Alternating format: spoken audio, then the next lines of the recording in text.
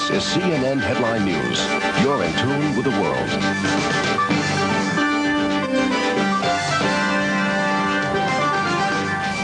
A triumphant Reagan, a gracious Mondale. Hello, I'm Jane Agri. A jubilant President Reagan today is savoring a re-election mandate of near-record proportions. Mr. Reagan came just shy of the 50-state sweep his advisors had sought. Only Walter Mondale's home state of Minnesota and the District of Columbia backed the defeated Democrat. A victorious Reagan said that his landslide win meant completion of an unfinished agenda. For Mondale, it meant the end of a hard 22-month campaign. He has won. We are all Americans. He is our president, and we honor him tonight. We've come together again. We're united again. And now let's start building together and keep that prairie fire alive. And let's never stop shaping that society which lets each person's dreams unfold into a life of unending hope. America's best days lie ahead. Geraldine Ferraro was not shedding any tears as she watched election returns from a New York hotel, even though her home state, traditionally a Democratic stronghold, was also swept in by the Reagan tidal wave. Instead, Ferraro dwelled on the historical significance of her role in the presidential campaign, a role that opponent George Bush also gave credit to. And even though he did not win this race for the presidency, in 1984 he waged another battle. A battle for equal opportunity, and that battle Walter Mondale won. A little while ago, I had a most gracious phone call from Geraldine Ferraro. She campaigned hard. She was a strong opponent. No, she worked very, very hard. A strong opponent. Barbara and I both talked to her and thanked her and sent our best wishes to her and to her family. My children. Wednesday at 8. My loss tonight does not in any way diminish the worth or the importance of our struggle. Thank you. I think that's just been arranged. In the top of the news this morning, American voters have made their choice, and it will indeed be 4 more years for Ronald Reagan. But President Reagan's coattails were not long enough for Republicans to make major inroads in the House. And this morning, the Space Shuttle Discovery is beginning a mission that will test whether it can truly function as an orbiting salvage vehicle. From ABC News, this is World News This Morning for Wednesday, November 7th, 1984. It's 6 a.m. Now from ABC News Election Headquarters in New York, Steve Bell and Kathleen Sullivan. Good morning, everyone. They're calling this one a landslide. Voters have proven the polls were right, returning Ronald Reagan to the White House for another 4 years. The latest figures show President Reagan winning 59% of the popular vote to 41% for Walter Mondale. Mr. Reagan also captured 525 electoral votes, the most ever, to just 13 for the challenger. We have 2 reports. First, Rita Flynn. That familiar chant heard throughout the campaign prompted Ronald Reagan's first words of acceptance. I think that's just been arranged. Mr. Reagan moved to heal the wounds of a bitter political fight when he told of the talk he'd had only minutes before with the man to whom he'd handed such a stunning defeat. Just a short time ago, Walter Mondale phoned me. He told me that we were all Americans. We'd go forward together. And though he managed to win without ever having to be specific about his plans for a second term, the president sought to keep the fires burning with slogans that spoke of the future. Tonight is the end of nothing. It's the beginning of everything.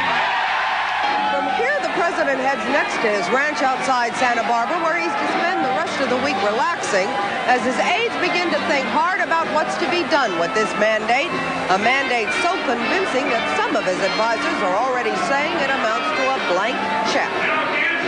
Rita Flynn, ABC News, Los Angeles. This is Betsy Aaron.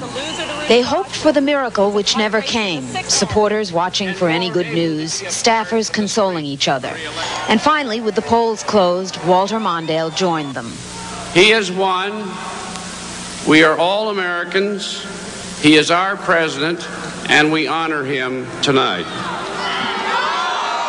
There were no boos, no blame, no recriminations from the gracious candidate. And although I would have rather won, tonight we rejoice in our democracy and we accept their verdict. He'd wanted to win for the poor and the homeless and the helpless, encouraging his young supporters to continue the fight.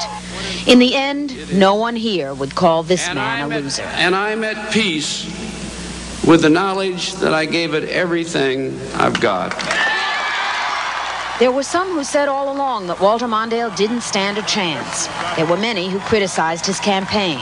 The size of the loss could satisfy both arguments. But by choosing a woman to share his presidential ticket, this cautious compromiser had changed the face of American politics. No small accomplishment.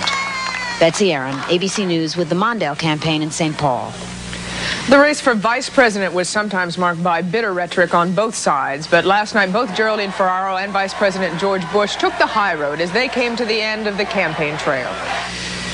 Tonight, the campaign ends. The race is over.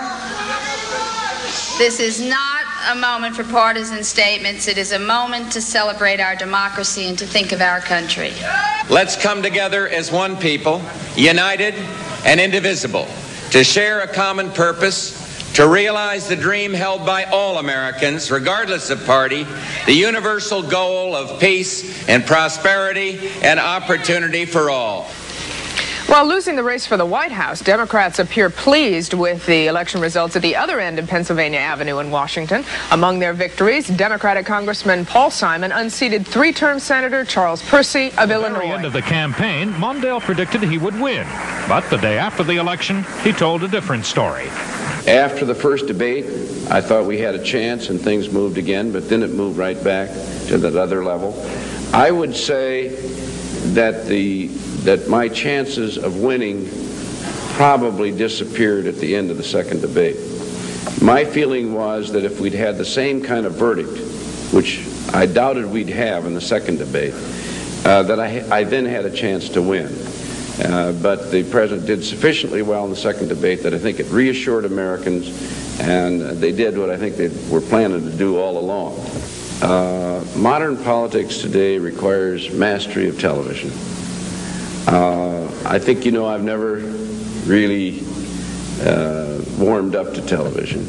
And in fairness to television, it's never really warmed up to me. And I, by instinct and tradition, I've never liked I don't like these things, as a matter of fact. We may have to figure out how to get our candidates to do a little bit better on television. I don't believe it's possible anymore to run for president without the capacity to build confidence and communications every night. And what will the president do with his victory? These are things that have to do with not going along with the idea that the only way you can cut spending is to eliminate or reduce some program. What we're talking about is being able to do things government is supposed to do, but doing it more efficiently and economically. And there's evidence of that.